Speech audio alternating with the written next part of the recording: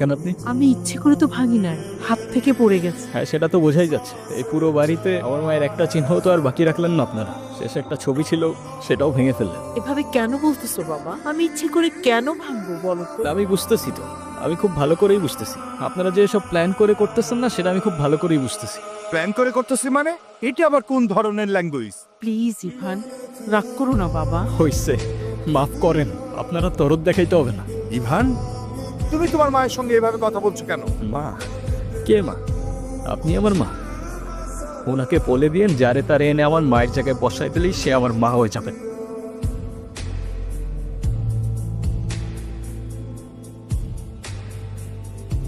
নাম কি?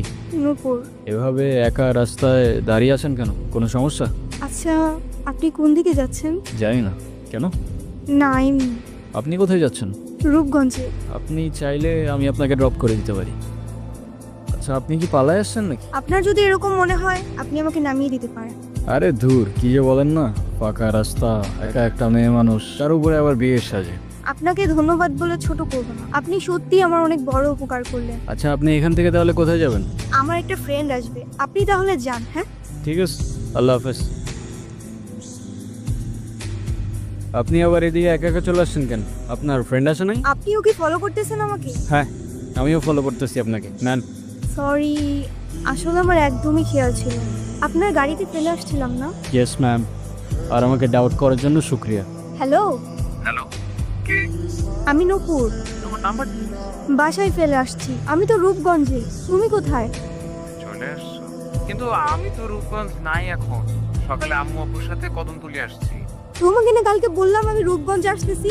তো আমি এখন একা কি করব এখানে? আরে আমি তো আছি, টেনশন করো না। তুমি এক কাজ করো, শ্যামপুর স্টেশনে আসো, ওইখান থেকে আমরা একসাথে বানাই দেবো। আচ্ছা, ঠিক আছে। আপনি কি আমাকে একটু শ্যামপুর স্টেশনে পৌঁছে দিতে পারবেন? ওকে, চলেন। আপনার কল আসতেছে, কলটা ধরেন। কি হলো, থামলেন কেন? আমার ক্ষুধা লাগছে, খাইতে যাব। আপনি খাবেন? না। ঠিক আছে, খাইলে আসেন, না খাইলে নাই। আচ্ছা, আপনি কি মানুষ বলুন তো? একটা মেয়ে না করলো আর সাথে সাথে তাকে রেখে চলে আসলেন? আপনি জানেন না মেয়েরা একটু লাজুক প্রকৃতির হয়? আপনি তো আরো 2-3 বার জিজ্ঞেস করতে পারতেন, তাই না? আপনার ভাগ্যটাও ভালো, আমি আপনাকে 2বার জিজ্ঞাসা করছি। তা না হলে একবারের বেশি 2বার আমি কাউকে বলি না। ঠিক আছে, তাহলে আই গেস আমাদের জার্নি এখানেই শেষ। আপনাকে রাস্তায় অনেক সময় অনেক কথা বলে ফেলছি, কিছু মনে করেন না। আরে ধুর, কি বলতেছেন? আমিই তো উল্টা আপনার ঝামেলা বাড়ানো। আরে প্যারা নেই। আচ্ছা, আপনার বয়ফ্রেন্ড কই? আসছে হয়তো।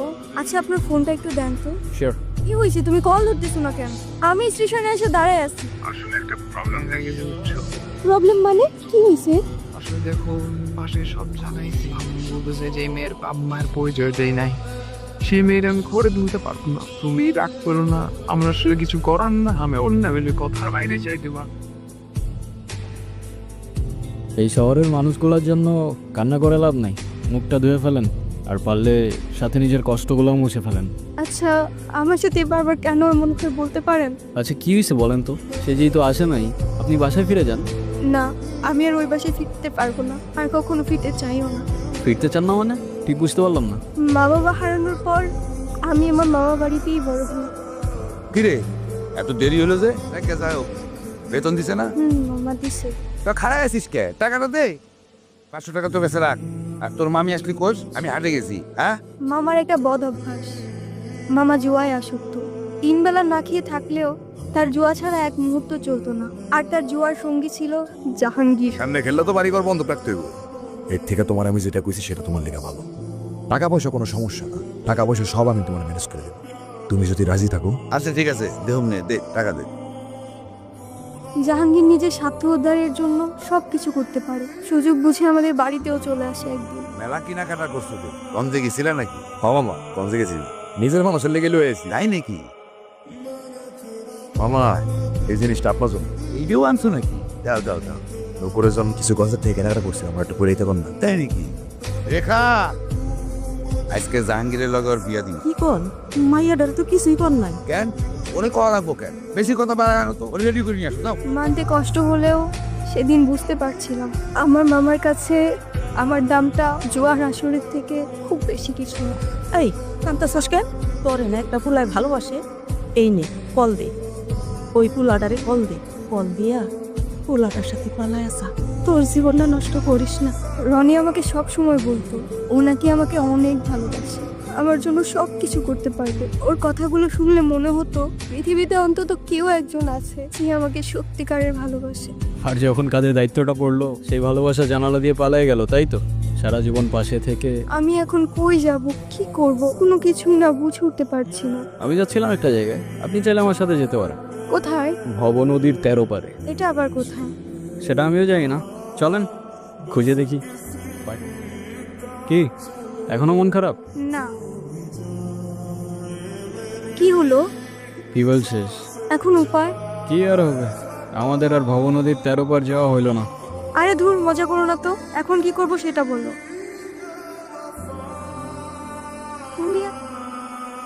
মোস্তফা কি? আমার বাবা। এতক্ষণ ধরে তোমাকে কল দিচ্ছে, টেনশন করছে অবশ্যই। এমনি এমনি তো আর না, কলটা ধরো। ছোটবেলা থেকেই বাবাকে দেখতাম প্রচণ্ড ব্যস্ত, এই কাজ ওই কাজ করতে করতে আমাদের জন্য তার কাছে এতটুকু সময় থাকতো না। মা আর আমি অনেক দিন বায়না করার পর অবশেষে একদিন বাবা আমাদের ঘুরতে নিয়ে যায়। বাবা বাবা কি হয়েছে বাবা? আইসক্রিম কিনে দিবা? বাবা দিচ্ছি। আচ্ছা তুমি গিয়ে এখন রোহানের ফাইলটা চেক করো তো। বাবা বাবা আইসক্রিম কিনে দাও না। আরে কি সমস্যা কি? তুমি দাঁড়ায় আছো কেন? সেটা আইসক্রিম চাচ্ছে, কিনে দিতে পারো না? দেখছো আমি একটা ঝামেলায় আছি। আইসক্রিম খেতেই হবে? আচ্ছা ঠিক আছে, দাঁড়াও, আমি যাবো আর এখান থেকে নড়বে না, ঠিক আছে?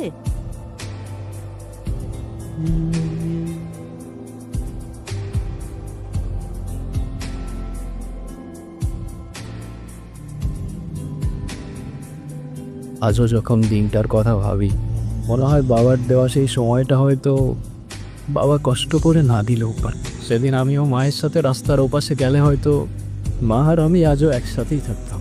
মা যাওয়ার পর থেকে বাবা আর আমার দূরত্বটাও বাড়তে থাকে, আর শুরুটা হয় বাবার সেকেন্ড বিয়েটা দিয়ে, যেটা আমি কোনোদিনই অ্যাকসেপ্ট করতে পারি।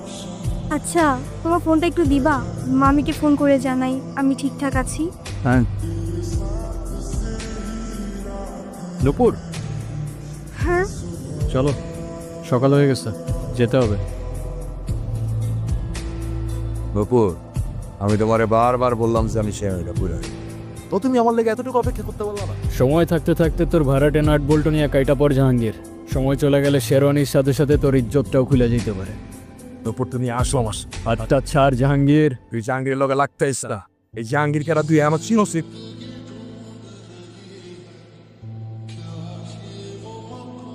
তোর মতো জাহাঙ্গীর প্রত্যেকটা গলি মোড়ে জঞ্জালের মতো পড়ে থাকে, চেনার প্রয়োজনই মনে করি। সুইটা নামা, সুইটা নামা।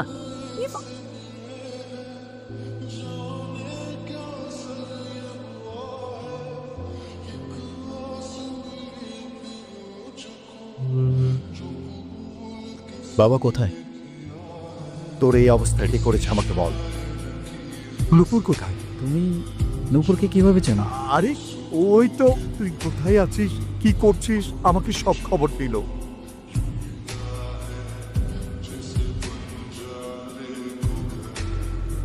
এখন বল, তোর গায়ে কে হাত দিছে? খালি একবার বল, বাকিটা আমি দেখছি।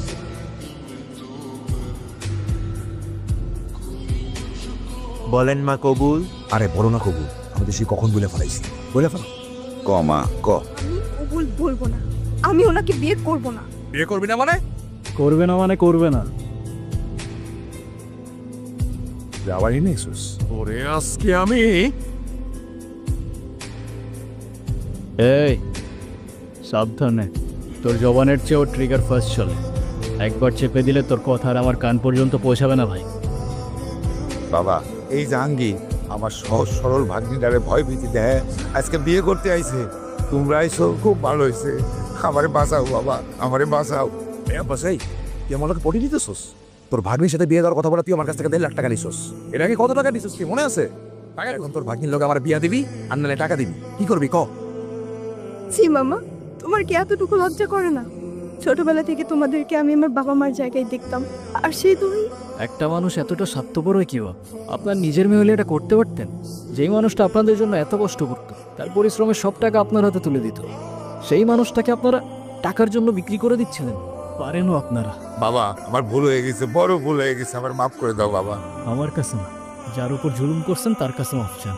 আমারে মাফ করে দে মা, আমি বড় ভুল করে বলেছি, আমারে মাফ করে দে মা। তাহলে আমার টাকা কি হবো? আরে টাকা মানে কি? তোর কত বড় সাহস, তুই আমার ছেলে গায়ে হাত তুলছস? তুই যে এখনো জিন্দা হয়ে আমার সামনে দাঁড়ায় আছিস না, এটাই তোর সাত কপালে ভাগ্য। শুনেন আব্বাস মিয়া, আপনার মেয়ে এখন থেকে আমার মেয়ে হয়েই থাকবে। যেদিন আপনি আপনার স্বভাব চরিত্র পরিবর্তন করতে পারবেন, সেদিন এসে মেয়েটাকে দেখে যাবেন। আমার বাড়ির দরজা আইমা।